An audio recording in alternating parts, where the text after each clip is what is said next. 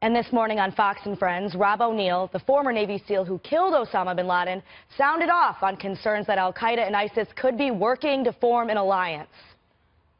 They're rivals, but they're looking about. There are secret talks going on right now with couriers trying to talk to each other to see who's who. ISIS is starting to get squeezed now in Raqqa. They're losing Mosul. They're going to either need to get back into the desert and hide out there, or wherever they can get. There's a better safe haven for them in Pakistan, which is where al-Qaeda is pretty much. Well, I mean, they're in 20 countries right now, but a lot of them are in Syria, a lot of them are in Pakistan. It's like nailing Jello to the wall. You know, it's like it's going to fall off. By the way, we'll have Rob O'Neill on, the Fox News specialist, in a week, and then we'll talk to him further about this. And what do you think, Eric? It's almost as if having Osama bin Laden for a father makes you a little bit of a messed up kid. Yeah, your legacy. But here's, and this is where I kind of get in a lot of heat with fellow conservatives. I don't think we should be fighting all these wars. I'm not in favor of all these things. Right, we agree on this, because here's what happens. It goes from the Taliban to al-Qaeda, then all of a sudden this shiny thing over here is ISIS, and everyone runs over there. They're paid to fight.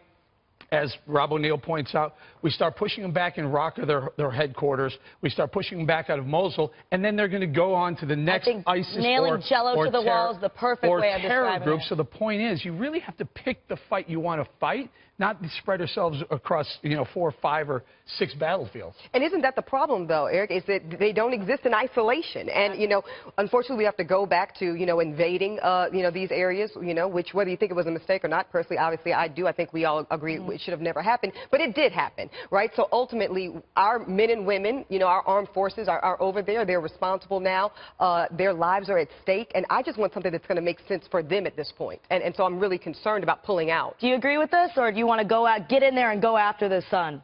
You know what, I understand your point, Eric, but we don't want to be spread too thin. But on the other hand, radical Islamic terrorism is the driving force behind the refugee crisis. And so if we sit back and we don't address, let's say, Boko Haram, who pledged allegiance to ISIS several years ago, then we're not going to fix their refugee crisis. Boko Haram alone has displaced over 2 million Nigerians. And then look at all the millions of refugees coming out of Iraq and Syria.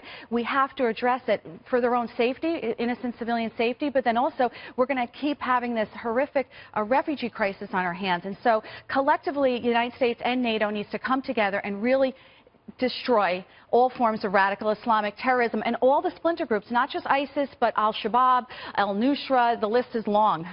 But people will be on our side, and then they're not on our side, and everything flips around, and we have enemies, we're fighting our other enemies. I mean, Dave, it's not really that simple, is it? It's why we need our border to be secure, so we know who's coming in, so we know what they're bringing into this country, and it's why what the Democrats are doing with the FBI director and their language is so dangerous to our country. How did we learn about this intelligence? From the lead al-Qaeda person at the FBI. A leaderless FBI puts us in a danger that they don't have a leader, making sure we're focused on getting counterterrorism information and keeping our country safe. And that's why what the Democrats are doing is so dangerous.